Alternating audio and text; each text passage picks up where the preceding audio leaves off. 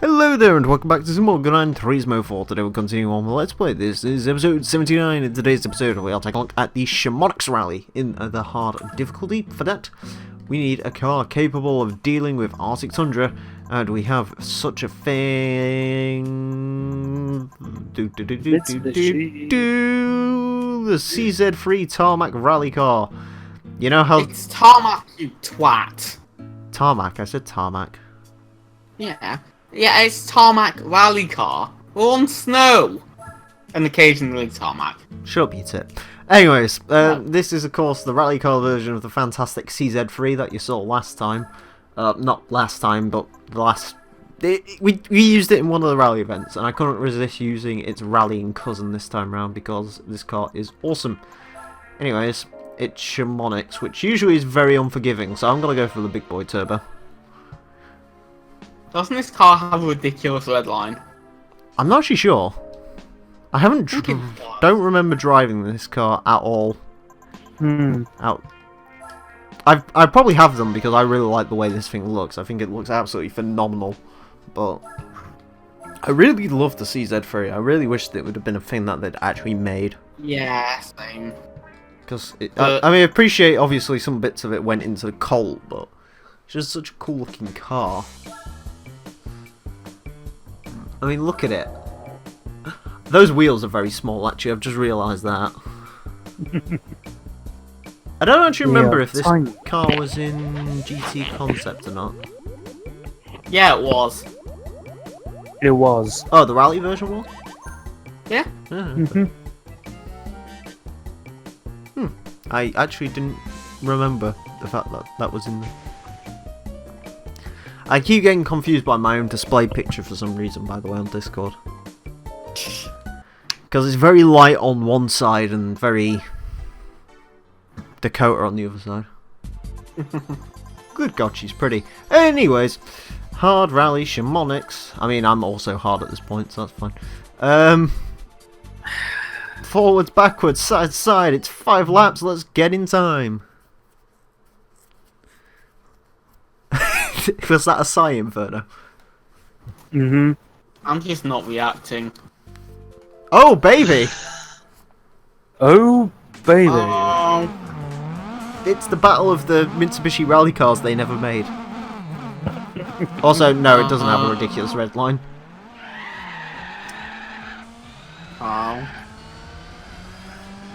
Although it does have a ridiculous amount of speed now. Until it taps the back of there and gets a penalty anyway.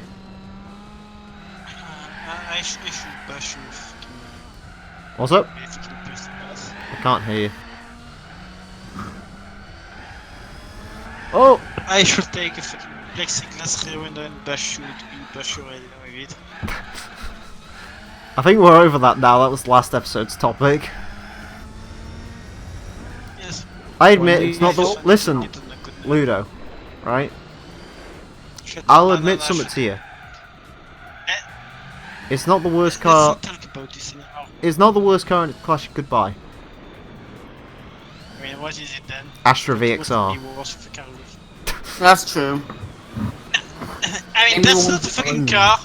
The Astra VXR isn't a car. Unfortunately, it is.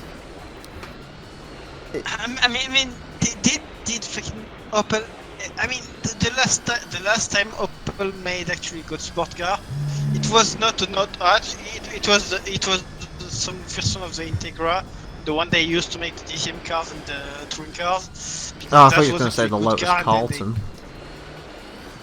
I mean, that's also. I mean, that's a Lotus. It went in the hands of Lotus, so it's not an Opel anymore. Yeah, the Astra VXR. Like, the problem is, it's not a terrible looking car. I mean, I'm sort of bored of seeing them at this point. But there's one thing do you know? That's one thing I was thinking the other day. Car makers can make cars as radical as they like. The Astra, when it came out, was a good-looking car, but it's sort of one of those designs which I don't think is held up very well because you just don't notice them anymore. Yeah. It's not like I'm trying to figure out. There was another car I was thinking of which sort of doesn't have the same thing. It's not like the first gen Focus. Like, you look at the first gen Focus now and you're like, damn, that's a good looking car. And do you know what do you know what else I figured out with the Astra? Do you know what the big issue with the way the Astra looks? It looks decent if you buy a VXR. Although personally I'm much more of a fan of the 5-door. It looks good if you get like an SXR, right? Get the big option wheels, get a nice colour on it, right? But it doesn't look good in a base model trim. But the Focus looks good no matter what, because Ford never like gave it some body kit. Even the ST170 doesn't really have body kit on it. Yeah, I think it's like maybe slight things there and there, but nothing really showing up. Yeah, it's as much as I like the car, it's like the Mazda 3's got the same issue. If you buy a Mazda 3 Sport, you're buying a really nice looking car. If you buy a Mazda 3 TS, you're buying, oh dear. I mean, let's be honest. Renault did that too. I mean, like you get the like with the Megane 2, you get. The I don't know. Megane 2. Like the base model Megane doesn't look that much different to the high model Megane. I mean, take the RS out of it for a second. The only one that actually has difference is the RS because it has the different bumpers.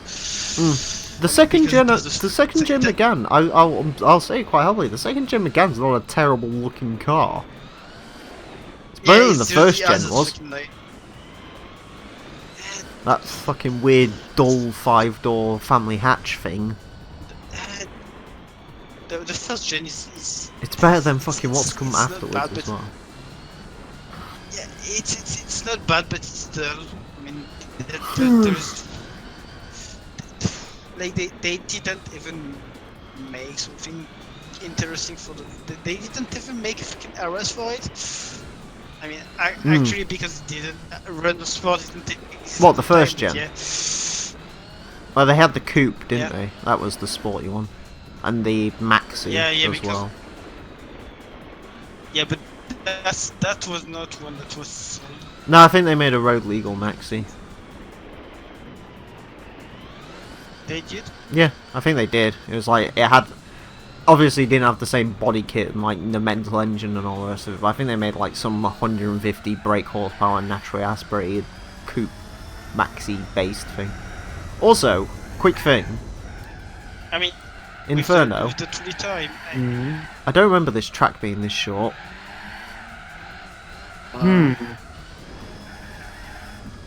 Apparently, maybe it it's- just rips it to pieces. Maybe it's down to the fact that you can't so quick. Yeah. And it helps if I don't do that. True. But yeah, the do you ever think of like other car? Vauxhalls suffer from it. Mazdas suffer from it massively as well. Like Mazda, if you buy a good Mazda, it looks really nice. If you buy a shit Mazda, it looks bin. I mean, let me check if I can. It's not really as much of an issue anymore.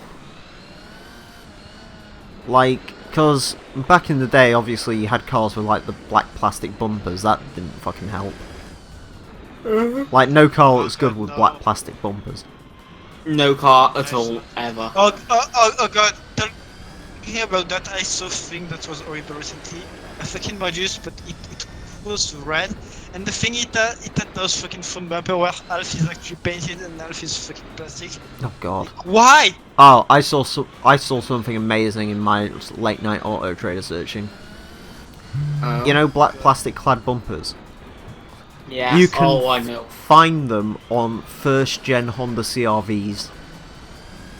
And No. bear in mind, like, how big the front bumper is on a first gen CRV. It's hilarious. Frantic typing as someone tries to look for the CRV with black plastic bumpers. Yeah. But they exist. It's such a weird looking thing as well.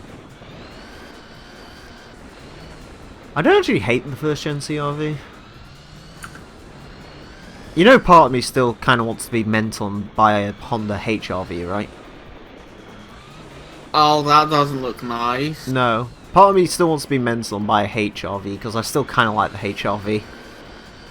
That sort of weird looking 90s, like half coupe, half saloon, half SUV thing. So they actually made they actually made a freaking Clio 1 that's not a Williams, that's really sporty. Hmm. Why do people modify Honda CRVs? Oh, don't. I ended up on something weird the other day. Huh? I ended up on a forum called the Honda CRV Owners Club. It was Oh, people who celebrate Honda CRVs. people do that. Yeah, like the literal thing for it was like, "Hello there, fellow Honda CRV fan." Do you know what I was looking at today? What? I'm still very curious about them. Hmm? Part of me still kind of wants to drive a Honda CRZ, I actually quite like them. the hybrid one. Yeah.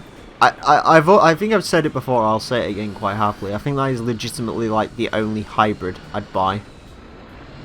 It's really... I'm gonna be honest, I really like how it looks. It looks great. You can get them with manuals as well, which is weird for hybrids. That's it. And they come like full leather and all the rest of it, which is nice. That'd be The only problem is they're fucking expensive still. They're like $6,000 and you don't want a 2011 car, you want a 2012. Jeez. Because in 2012 it got more power and the batteries are made out of like way better material. Mhm.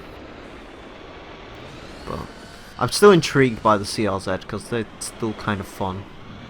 I've always kind of had a thing for them. Yeah. I get excited when I see one. Please tell me I'm not the only person who, like, for some reason, like, certain cars, I just get excited to see them. And I genuinely don't know. Well, yeah, I think that's just a car owner thing in general. Do you know what I get excited to see? What? The BMW 3 Series Compact. I'm like, Oh. yes, Oh, you you- bought a uh, weird one. You you- bought the you wrong mean the one, one and for that I love you. You mean yeah, the one of the strange fucking lights. Yeah, Yeah, that thing's legitimately as a kid that was my favourite car. I'm actually remembering like cars that I used to go on about in the school playground. I had some like weird fucking cars that I liked. Oh, I think one of my favourite cars was the DB9. Just I because was always a Top Gear. kid. Do you know what else I wanted as a kid, and I can't tell you why? I don't know why. Peugeot 45. No, 7 years old. I think how old was I? Like 7, 9, wanted 8, 9, 45. somewhere around there, right? Yeah. I wanted a Rover 25 with a MGZR engine in it, and I don't know why. That sounds stupid to my modern ears, but back then apparently that's what I liked, the Rover 25. I mean, the Rover 25 isn't an offensive car to look at. I like the 45. The 75 can get fucked, but... To be honest, as a kid, I remember like one of my family had a Peugeot 45, and I've always really fucking liked them. We had a as result. 306, I really like the 306. I like the 306 in general. It's nice. We had a Fiat Uno, that was my dad's first car, the Fiat Uno, and I love the Fiat Uno. I'm fucking jealous the of Boost, 206 is pretty. because he's like, Boost's dad's like, oh, apparently Boost's dad used to have a Fiat Uno Turbo, and I was like, oh, I want to be that man. First car I can remember. Fiat Uno Turbo with the one-use ABS brakes. And digital dash. The first car I can actually remember in general is my dad's old Escort. Oh god. It was lit. For me, it was my parents' Renault 21, Question which actually for What? Ludo. Have your parents What? ever owned a car that isn't French? I don't think so. I mean, I know well. I know they on the Megane, they had the freaking Renault 21 before. Now they have the 3008, and I think before they had like a 205 XS, but basically only French car. Yeah. Okay, I mean the Renault 21 was. I mean, it was actually good car for what it was. The Renault 21, was that the one that It had was the one-piece rear lights? Like where the what? light bar stretched across the entire back end of it? Or was that the I think 19? it is. No, I mean, you mean the stop light, the red thing going above the fucking plate? Yeah, it had like an No, entire light that's, bar. no, that's the 19. That's the 19 Alright. for the 21, the best. It's just a bit getting over the plate order, but no. You mean like the Laguna and shit? The original Laguna? Yeah, because the Laguna had that. The only difference is the Laguna had its plate in the lights, didn't it? Yeah, no, the one you think about is the 19. 21 was Well, the there is saloon, almost- wasn't it? Yeah. I like how Renault had The like box. the simplest yet most complex naming system for their cars back then. Because it's like, oh yeah, we have the Renault 4 and the Renault 5 and the Renault 19. It's like, what? What happened between fucking... What happened between 6 and 18? They existed. There is a lot that actually existed, like the Renault 12. A lot of cars exist actually, but they may not have been known. But like, I'm sure Renault 16 exists too. I think. Yeah, they exist. There is. But I think those weren't weren't really popular or something because Yeah. Yeah. Question for you. I'm looking at the Renault 70. It's ugly. It's a 70 car. Question. What? Who's got the best naming system in the automotive world at the moment?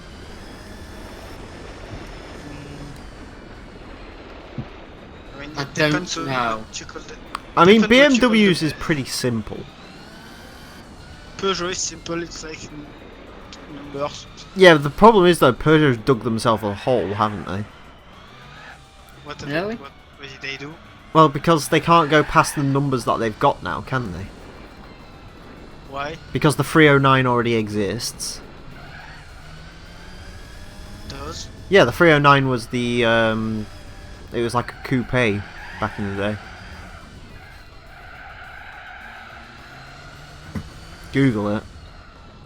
Yeah, I'm going to do, but also there, if it wants to copy the Renault 18, if it wants to copy a wide and thought that was a good design.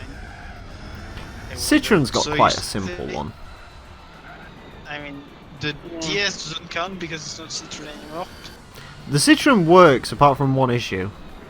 So, What? wait, I mean, just Mm. wait. Before, which Peugeot did you say? 609. 309.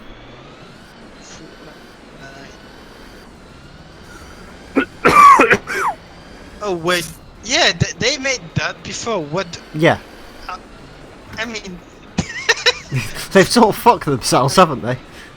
I mean, they are just going to make it anyway. Yeah, So probably what? will, right? That's Yeah, mine that's too. the new one. So yeah, just look at that. It's quite Fuck weird. that. Like if you look at their history of naming stuff, they've actually I think what they've got themselves in a pretty good place now because they've catched everything up to the number 8. But before it was just like they had like the 106, which was on sale at the same time as the 306, and then they had the 307 come out before the 107, and then by the time the 107 come out, the 308 wasn't too far from coming out, and the 206 was sort of sat around, and then that turned into the 207 when the 308 came out, and they just sort of fucked themselves pretty much. Mm-hmm. Citroen's isn't bad. They got C1, they had C2, C3, C4, C5, Yeah, C6. yeah, They'd had no yeah, C7 though, which was a bit of a... Okay. And then they sort of fucked it when they introduced that fucking French-only thing, the Citroen Air something or other. Citroen C Crosser, that was it. Stupid thing, like the SUV. Yeah. BMW's works, kinda. Yeah. Oh yeah, the C7 doesn't exist, but Yeah. The C8, I could still kind of like the Citroen C8, and I don't know why. actually, they wanted to make the C7 basically a Peugeot 4007. Yeah, doesn't surprise me. The whatchamacallit. Yeah. Oh wait, wait. Mitsubishi actually had the fucking agreement with Peugeot and Citroën to make cars. Oh, I just figured out one reason why they couldn't make this. Oh god, Mm. oh god! I found a thing. Mm. The Mitsubishi Outlander, they used to have freaking Peugeot diesels. Oh god. Yeah, a lot of Okay. cars had Peugeot diesels. Because Peugeot were the only people who knew how to make a diesel engine back in the 90s. I think fucking Austins were using Peugeot diesels and everything. But Emile, I'm talking about 2007, not the 90s. Yeah, but if you, I actually learnt this the other day from a video. Do you know there's a phrase in the automotive industry? What is it? And I don't think it rings true anymore, but the old phrase used to be the Japanese can do everything apart from make a good diesel engine. Which is true because the Subaru Boxer diesel engine is one of the worst diesels of all time. It sounds absolutely terrific, but it's a terrible, terrible engine.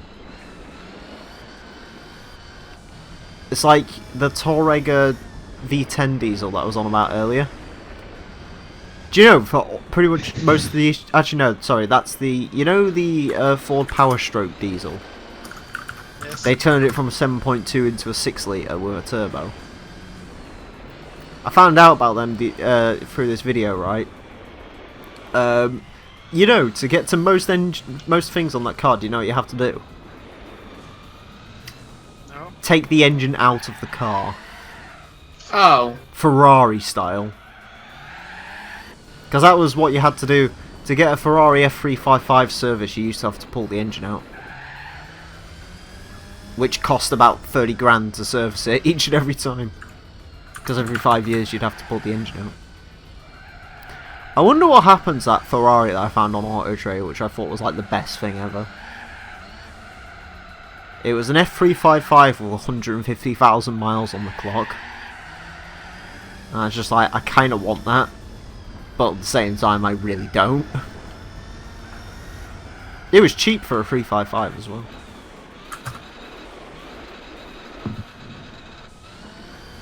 Am I the only person who fingered with them, by the way? What? Like, until a couple of years ago, I was like, oh, F355 Ferraris, you know, obviously they'll be really cheap. And then I actually looked at the price of them and I was just like, holy shit, they're worth 70 grand, what the fuck? When did that happen? Yeah. I was just like, oh, they'll be cheap Ferraris soon. It's like the ironic thing with that Top Gear episode where they bought all them 10 grand supercars. Those cars are worth like 40, 50 grand now. Yes. Oh, probably not those examples. Well, no. Well, actually, you don't know. Fucking Richard Hammond's Porsche 924 that he hand painted now costs like 3.5 grand. So. Yeah, that's With the hood scoop on it and everything. I think that's more based on the fact that it's the one from Top Gear instead of it's an actual car people want. Yeah, but the Merak would get... I think every car Top Gear has Top Gear tax. Did I show you what I found on Auto Trader the other day? Oh, sorry, eBay. I was looking at Mazda 3 MPS's. And there was one for sale. It's the actual one Clarkson drove in the Top Gear review when he did the MPS versus Mondeo versus Mondeo versus the Vectra. That was it. That's quite Yeah, cool. it's the red Mazda MPS that he drove. It might still be for sale. I think he was like wanting 2,300 for it. I was sort of tempted, to be honest with you. I like the Mazda 3 MPS. I don't know if I want... Oh, sorry, Mazda 6 MPS. I don't know if I want one. Because I look at those fuel economy figures and I'm like, ugh. But then again, I look at the thing and see all-wheel drive, 256 brake horsepower, 0 to 60 in 5 seconds. And I'm like, Oh. Oh wait. The Tesla had the flat 12. what, had a flat 12? I thought it. Yeah, the Tesla Rossa did. Yeah, Boxer. The Boxer Ferrari. Yeah, I mean, I thought it was only freaking V12, but no, it's a flat. I like the Tesla Rossa. That makes me want one even more. I'm one of those weird people who like the Tesla Rossa facelift though, so... You like this? What Weirdo. 512? Yeah, the You 512 when they prefer stuck the- fixed headlights on it and gave it round tail lights. I like that. Uh, I can see why people I- don't like it, and quite frankly, it looks downright weird. It looks a bit weird if you look at it head on, but I kind of like Yeah. it. I mean, I cannot say that I hate it because I'm lying, Mm. but I still prefer the normal one, the OG one. Because, Miami Vice style, that's how you like them. taillights. Yeah, but I mean, no, it's just like The I can Rossa's get like with a the cool free- car. yeah, no, I'm gonna be controversial. I totally agree. Gonna be What? controversial, yeah. Yeah. I prefer the Testarossa to the Diablo. Not to the Diablo, sorry, the Countach. I completely agree. I agree too. You're not fucking controversial. Oh. You shit. No, that's pretty controversial usually, because people are like, ooh, Oh, Countach, and then people shit on the Testarossa for being terrible. So, The so, Testarossa so is Emile, 80. Fuck off. Aesthetic. Emile, the one you're talking about is actually not the TR, it's the F512M. Oh yeah, sorry. That's it. Yeah, that's the last one they made. When did it? That was like 95. 95, that was quite an old one. Yeah, 95. Yeah, that's the last one. I mean, actually, the And then I think yeah, that was it for yeah, V12 basically- Ferrari supercars until the end. Yeah, yeah, yeah. Oh shit, don't do that that's actually now. Also, it for the flat 12. Go! CZ3, go! Please, Yeah, that's the last flat 12 they ever made. And across the line! Yay. God, this thing's so cute. I really like the way it looks, it's just such a cool looking car. Look at it! Yeah. I- So basically, yeah. Do you know the only thing that irritates me So about it? basically, It says Grand Canyon on the rally basically plaque. yeah. Oh god, for the 512M, they basically stuck the 550 headlights instead of the pop-ups. Yep. Anyways, it's time to prize car, ladies and gentlemen. I don't know what Boy, it the is from prize this car. event. I don't know what it So is from fucking most hell, of the the- events, to be honest with you. The more I look at it, the more I think it's like, hey, we have those fucking headlights and bits laying from other cars. Oh. Can we end this Oh, all? Oh. Oh, hello. You're correct. Slant. Those Strata. wheels Because- are a lot brighter than I remember them being. Because Hmm. it looks like that the fucking tail light things they put on it it's like the 355. So basically, yeah, they fucking took fucking parts that were laying. 355 tail lights, Yeah, sounds about 550 right. headlights, and then the fucking all the sensors are laying around. Let's put that there. Speaking Even though of one thing I things don't with Ferrari like- engines, Oh god. if I can get to the Stratos, there we go. 273 brake horsepower. Sells for a lot of money, Jesus Christ. So there you go, Chamonix hard rally grinding. You can do that if you hate yourself. Anyways, Yeah. 48.8% completion. Oh. And that is it for this episode. Thank you all very much for watching. Next time, we are going to be taking a look. Goodbye. Yes, we're going to be taking a look at Tsukuba Wet. So join me for that. Until then, farewell.